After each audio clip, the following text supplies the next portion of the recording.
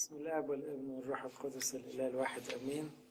بشكر خدام باريس على المجهود الجميل اللي عملوه في ترجمة السيديهات، بالذات سيديهات الأطفال، وأتمنى يكملوا دورهم في نشر الكرازة باللغة الفرنساوي، وبالذات شرح الأسرار اللي هتتفرجوا عليه دلوقتي يعتبر إضافة مهمة قوي لفكر الأطفال والشباب في الكنيسة القبطية.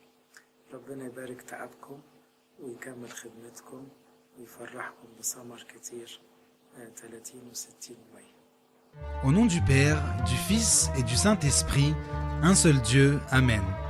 Venez mes enfants, nous allons faire un petit voyage au sein de notre belle église, la maison de Dieu. L'église fait l'objet de beaucoup de symboles et de prophéties dans l'Ancien Testament. Et la plus importante, c'est la tente d'assignation dans la Bible, Exode 29. Est-ce que vous la connaissez? C'est le lieu que Dieu a choisi lui-même à travers Moïse le prophète. Comme c'est Dieu qui l'a conçue, elle est devenue le lieu où il se réunit avec son peuple. En fait, Dieu se l'est créée. Il l'a oint et l'a rendue sacrée pour que ce soit sa maison. Ce symbole a été supprimé lorsqu'est apparue l'Église du Nouveau Testament. Il n'y avait plus de tente d'assignation. Et de même, on consacre l'Église pour qu'elle soit spécifique à la maison de Dieu.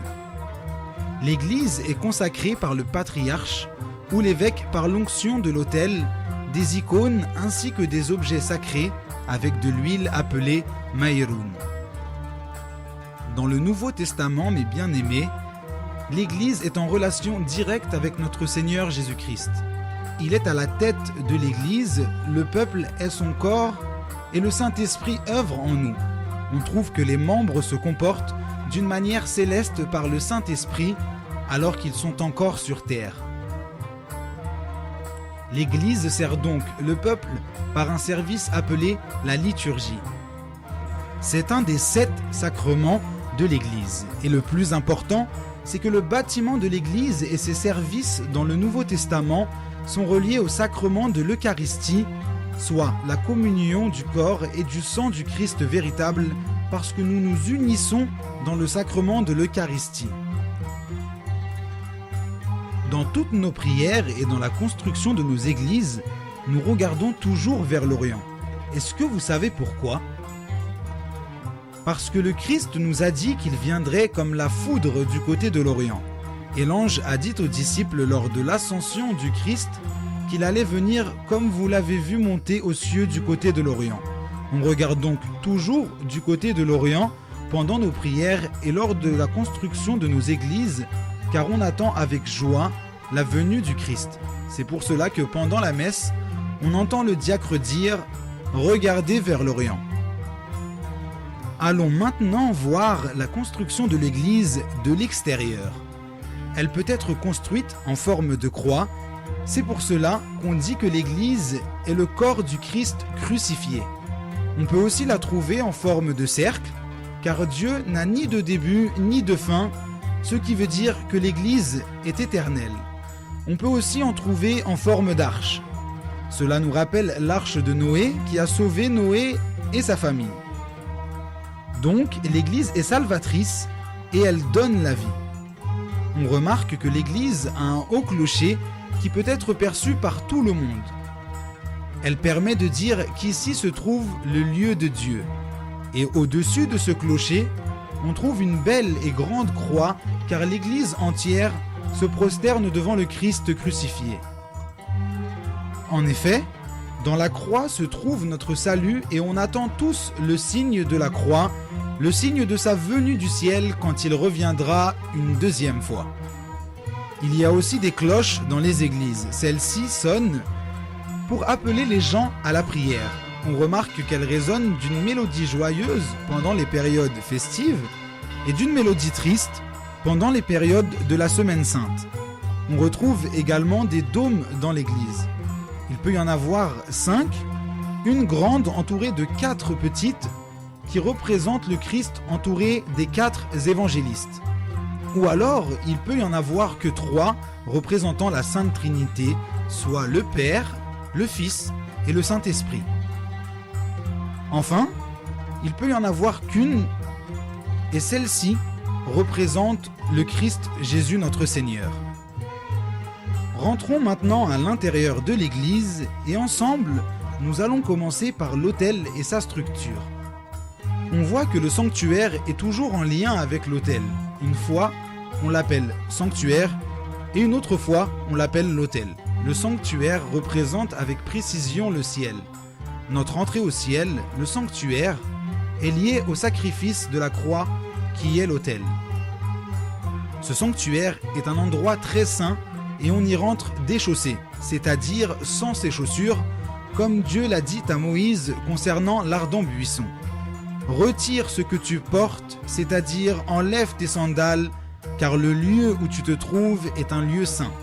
Le sanctuaire n'est entré que par les prêtres et les diacres, et ils y entrent avec ferveur et organisation.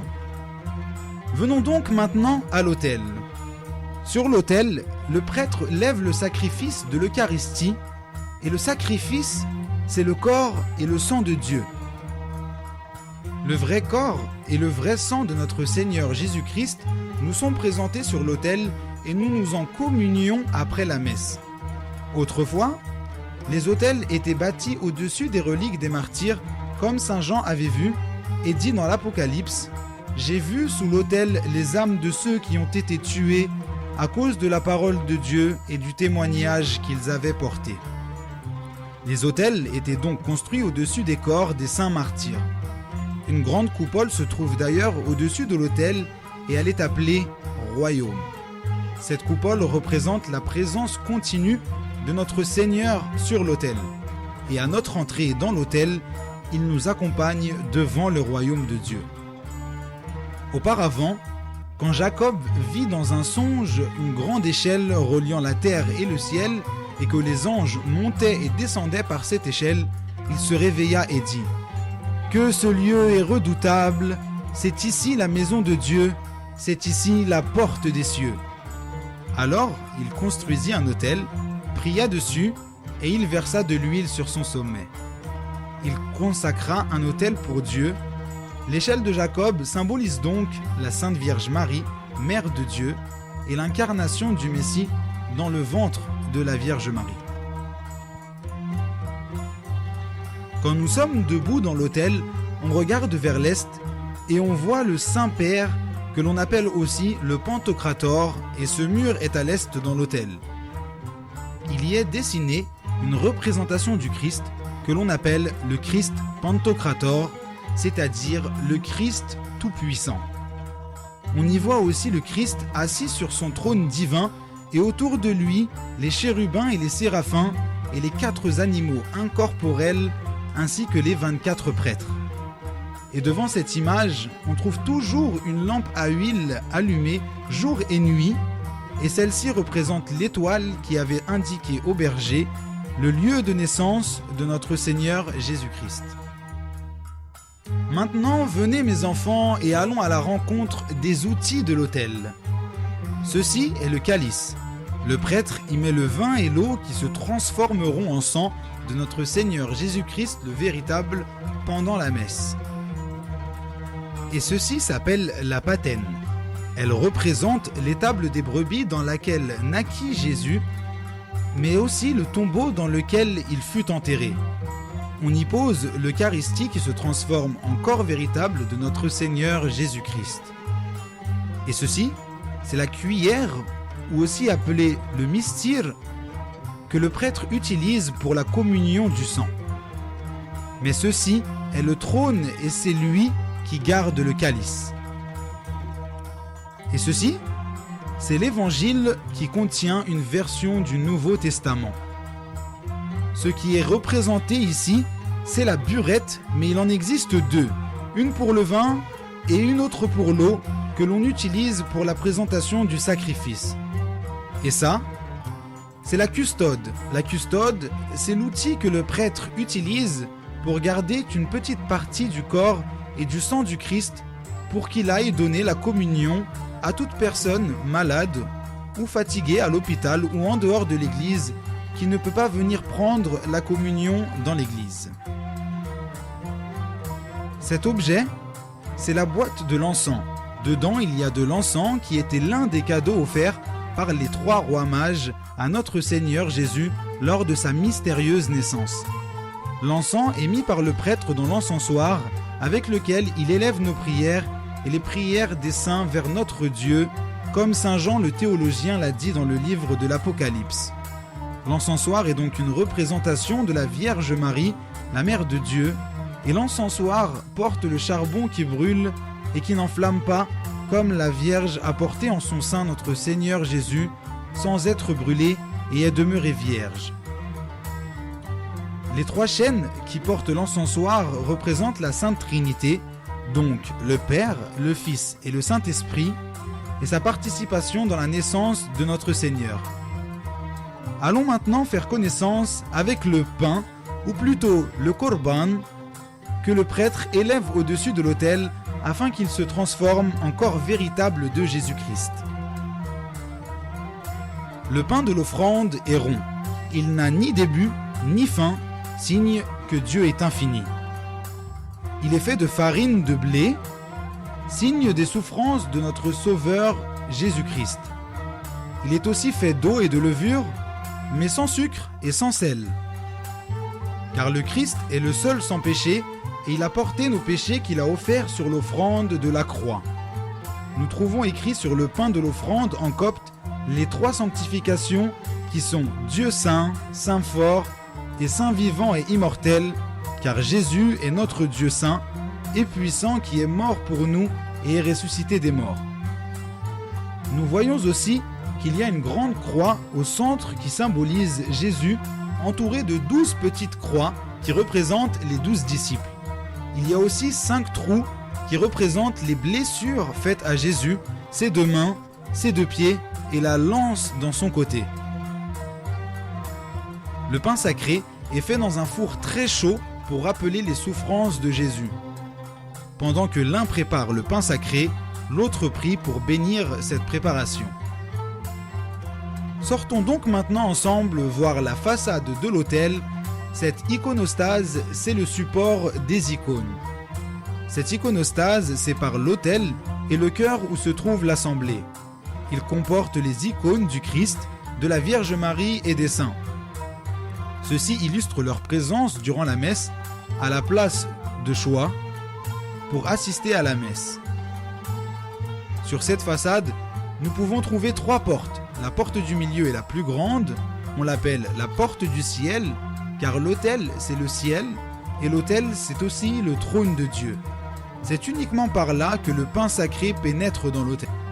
À la droite de cette porte, il y a l'icône qui représente le Christ. Encore à droite, l'icône de Saint Jean-Baptiste, puis l'icône du Saint de l'Église, et enfin d'autres icônes d'autres saints. À gauche de la porte centrale, nous pouvons voir l'icône de la Vierge Marie et de Jésus, puis l'icône de l'Annonciation et l'icône de l'ange Michel, mais aussi celle de Saint Marc et ensuite d'autres saints. Ensuite, au-dessus de la porte centrale, on distingue Jésus et les 12 apôtres lors de la scène, le dernier repas. Et de chaque côté, les icônes des 12 apôtres, et au-dessus de toutes les icônes se trouve la Sainte Croix, sur laquelle est représenté Jésus-Christ crucifié, et à ses côtés la Vierge Marie et le bien-aimé Saint Jean. Devant chaque icône descend une lampe à huile allumée, sauf devant l'icône du Christ, car il est la lumière du monde. On peut voir aussi un œuf d'autruche accroché au devant des icônes. Il représente la résurrection, car tout comme le poussin sort de son œuf et comme il commence une nouvelle vie, cela nous rappelle la résurrection après notre mort et notre montée au ciel pour notre nouvelle vie. Allons voir maintenant la nef de l'église. Celle-ci est divisée en 3 parties. Il y a d'abord la partie où se trouvent les diacres, puis la partie des croyants et enfin la partie des disciples et des repentis. La première partie, celle des diacres, est élevée de 3 marches par rapport à la nef de l'église. C'est là où se trouvent les diacres pour la prière. On peut y voir 2 pupitres. L'un où est posé le livre des lectures en copte et celui-ci est dirigé à l'est. l'autre où est posé le livre des lectures en arabe, mais aussi en français, et celui-ci est dirigé à l'ouest, en direction du peuple. Sur ces deux pupitres se trouvent également l'Ancien Testament et le Nouveau Testament. À la lecture de l'Évangile, 2 diacres se postent de chaque côté du pupitre et portent chacun une bougie, ce qui nous rappelle que l'Évangile est la parole de Dieu qui est la lumière du monde. Entrons donc maintenant dans la nef, l'endroit où prient les croyants, c'est-à-dire le peuple. On peut voir que les femmes se trouvent à droite et les hommes à gauche, car comme le dit le verset 9 du psaume 45, la reine est allée à la droite du roi. Dans la nef se trouvent 12 piliers, qui sont un signe des 12 apôtres. On peut voir aussi l'ambon. El Ambel ou El Mambar est bâti sur 12 colonnes qui représentent les 12 disciples. L'évêque ou le prêtre monte au-dessus pour y donner un sermon au peuple, et cela représente l'ange qui est assis sur la pierre du tombeau du Christ et qui annonçait aux femmes la résurrection de Jésus-Christ le Tout-Puissant. Le lakan, c'est l'eau que le prêtre prie dessus pour la bénédiction des maisons. Le prêtre prie sur cette eau le jeudi saint, lors de la fête de l'Épiphanie et lors de la fête des apôtres. Quant au 3e chœur, il est réservé à l'assemblée des croyants et aux repentis. À l'ouest, on retrouve le reste des croyants qui, eux, attendent d'être baptisés pour devenir chrétiens. Mais il y a aussi les personnes privées de la communion par leur père confesseur à cause de leurs péchés dans le but de leur faire comprendre leurs fautes. Tous les murs de l'église sont décorés par des icônes des saints et des martyrs consacrés avec l'huile de Maïroun. Le baptistère est souvent appelé les entrailles de l'église. Pourquoi les entrailles de l'église? Parce que c'est l'endroit qui donne naissance aux enfants de Dieu. Cet endroit se trouve à l'arrière de l'église sur le côté gauche. Il contient 2 portes. Une porte par laquelle entrent les personnes qui veulent être baptisées et être chrétiens, et une autre par laquelle sortent ceux qui sont baptisés et qui mènent vers l'intérieur de l'église. Pour chaque personne qui veut être chrétien et entrer dans l'église, il devra passer en premier par le baptême afin qu'il naisse enfant de Dieu. Voilà, mes bien-aimés, l'histoire et la joie de l'église, celle de la maison de Dieu. J'espère te rencontrer dans une aventure pleine de joie et de repentir qui soit levée dans nos prières par le prêtre lors d'une messe. Et aussi que nous vivions dans les cieux tout en étant sur terre et qu'à la fin de la messe, on communie au corps et au sang précieux de notre Seigneur Jésus-Christ qui sont pour nous notre salut, pour que nous soyons également tous ensemble un seul corps en Jésus-Christ notre Dieu. Que Dieu nous donne d'être toujours heureux par sa présence divine, celle de la Sainte Vierge Marie, Mère de Dieu, et tous les anges, les martyrs et les saints. Au nom du Père, du Fils et du Saint-Esprit, un seul Dieu. Amen.